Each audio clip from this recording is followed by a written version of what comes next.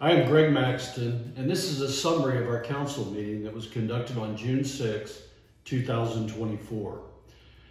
To start the meeting, two residents made comments during citizens to be heard.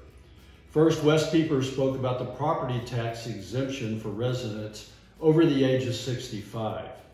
His concern was that council should consider an increase as part of this year's budget cycle. Next, Sharon Brimhall spoke about the plans for a future community center.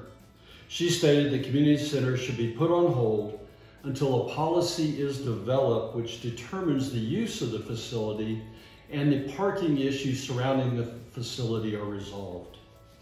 Council then held two public hearings referencing changes to the land use and zoning for a future development called Oak Bend Estates.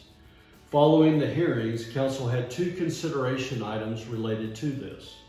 First, council approved the first reading of an ordinance to amend the comprehensive plan to change the land use classification for a future development. The classification was rural residential and is being considered for a change to neighborhood residential.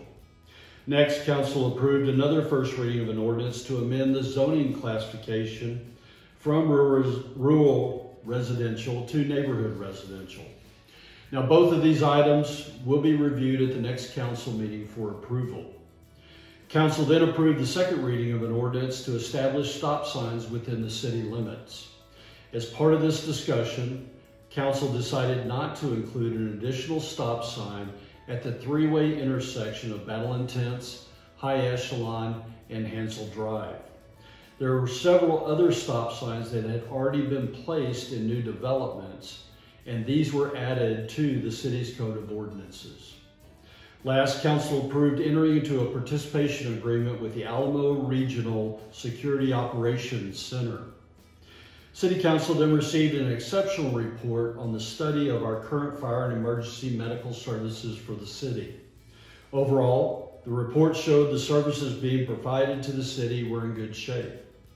The report also provided some options for future use of our fire and EMS services.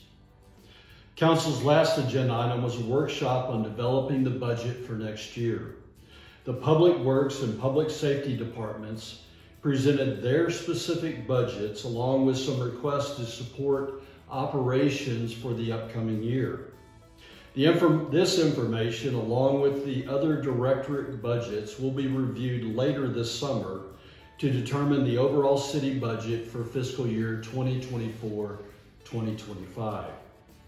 Now, we did have two announcements that were made at the end of the meeting. First, it is time to start conserving our available drinking water. Already this year, we're experiencing high temperatures, which we normally see late into summer.